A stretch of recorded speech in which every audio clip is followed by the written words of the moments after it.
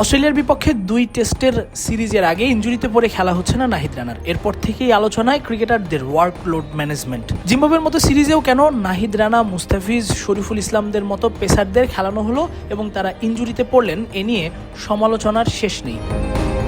অন্তত রানাকে অস্ট্রেলিয়ার বিপক্ষে সিরিজের জন্য প্রস্তুত রাখতে জিম্বাবুয়ে সফর থেকে বিশ্রাম দিতে পারত বিসিবি, এমনও মন্তব্য অনেকের। কিন্তু প্রধান নির্বাচক হাবিবুল বাশার সুমন দিলেন ওয়ার্কলোড ম্যানেজমেন্ট নিয়ে ভেতরের খবর।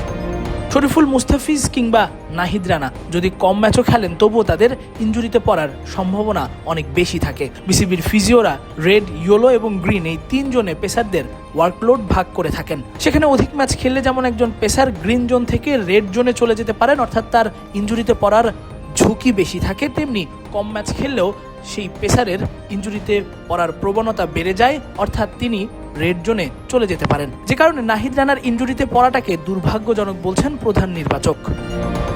শুধু তাই নয়, নাহিদকে অস্ট্রেলিয়ার বিপক্ষে টেস্টে পেতে হলেও ওয়ার্কলোড ম্যানেজমেন্টের সূত্র ধরেই বল করানোর প্রয়োজন পড়ত। কিন্তু এইখানে একটা জিনিস আছে যেটা আমাদের ওয়ার্কলোড যারা ম্যানেজমেন্ট করে তারা বলে থাকেন যে দুটো ব্যাপার আছে যেটা ট্র্যাক করেন যারা, যে একজন বোলারের, স্পেশালি ফাস্ট বোলারের আমরা রেড, গ্রিন, ইয়েলো একটা জোন বলে থাকি। তো অনেক সময় বেশি বল ওভারলোড হয়ে গেলে রেডে চলে যায়, আবার কম বোলিং করলে কিন্তু রেডে চলে যায়। So he has to ball enough over করে ওইখানে গ্রিন জোনে যেয়ে তারপরে আপনার টেস্ট ম্যাচ খেলতে হবে। সো তাকে কিছুটা খেলতেই হতো। মানে আপনি যদি ফাস্ট বোলার না খেলে বসে রাখেন, আমাদের যে এখন যেইটা কাজ করা সেটা বলে, সেটা কিন্তু ভালো নয় বোলার জন্য। সো একটা যে কোনো ম্যাচ খেলার আগে আপনাকে সার্টেন অ্যামাউন্ট অফ বল করে তারপর প্রিপেয়ার হয়ে যেতে হবে। সো বেশি বল করাও মানে রিস্কি, ওভারলোড চলে যায়। আর যদি আপনি কম লোড থাকেন তাহলে কিন্তু আপনি সেটাও কিন্তু রেড জোনে চলে যান। সো এই চিন্তা ভাবনাতেই করা হচ্ছে। ডেফিনেটলি না খেললে কিছু হতো না, বাট তাকে কিছু একটা খেলতে হতো। আর আনফর্চুনেট যে এইখানে যে লেগে আছে, এই লাগাটা তো অস্ট্রেলিয়াও লাগতে পারতো। কারণ আপনি fact is you all know you played you seen enough cricket and enough cricketers. আপনি একজন ফাস্ট বোলারের যতই চেষ্টা করেন ইনজুরি মুক্ত রাখার, ফাস্ট বোলার আপনি যদি ফাস্ট বোলার হিস্ট্রি দেখেন ইজ ডিফিকাল্ট। আপনি মিনিমাইজ করতে পারেন, বাট ফাস্ট বোলার বোলিং করবে, ইনজুরি হবে না, এটা আসলে যতই আপনি চেষ্টা করেন ইজ ডিফিকাল্ট। বাট আমরা কিন্তু অনেক মেনটেন করছি, অনেক তার প্রতিটা মুহূর্ত এক্সট্রা কেয়ারও নেওয়া হচ্ছে। তারপর যদি যখন কি ইনজুরি হয়ে যায় তাহলে আসলে আমি বলবো এটা দুঃখজনক আমাদের সবার জন্য।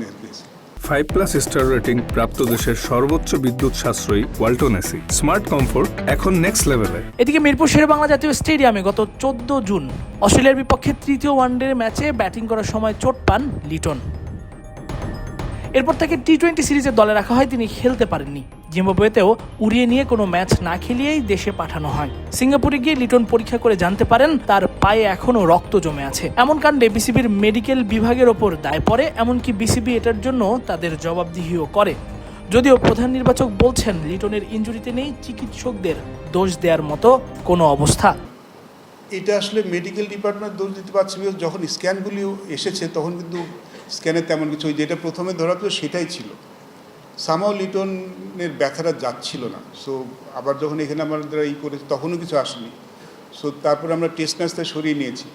সো ওডিআইতে যখন হি ওয়াজ লাইক ওকে, মানে এই বেসিসে চলে গেছে, বাট তারপরেও হি ইজ কমপ্লেনিং যে ওর ব্যথা ছিল। সো এই ব্যাপারটা আসলে মেডিকেল ডিপার্টমেন্টের ভুল কিনা বলতে হবে, বিকজ স্ক্যানে তো তারা কিছু পাননি, তারা তো আসলে এভিডেন্সেই জানে। সো এভিডেন্সে কিন্তু তেমন কিছু ছিল না, তারা কিছু ফাইন্ড আউট করেনি। এই বেসিসে কিন্তু লিটনকে দেওয়া হচ্ছে। তারপরে তো আপনারা জানেন বাকিটা যেটা হয়েছে, পরে আবার একটা স্ক্যান করেছে, যে এখানে কিন্তু বারবার স্ক্যানে পরবর্তী কিছু ধরা পড়েনি। সো পরে যে স্ক্যানটা সিঙ্গাপুর হয়েছে সেটাতে আসলে সোয়েলিং ধরা পড়েছে, টিয়ার নেই। সো এখন হয়তো সে ঠিক আছে, বাট তাকে এখন একটা প্রসেসের মাধ্যমে আসতে হবে, যেহেতু একটা ইনসিডেন্ট, মানে ওকে বারবার এইটা করে আসলে আনফিট হচ্ছে। তাসফিক পলক, ক্রিক ফ্রেন্জি।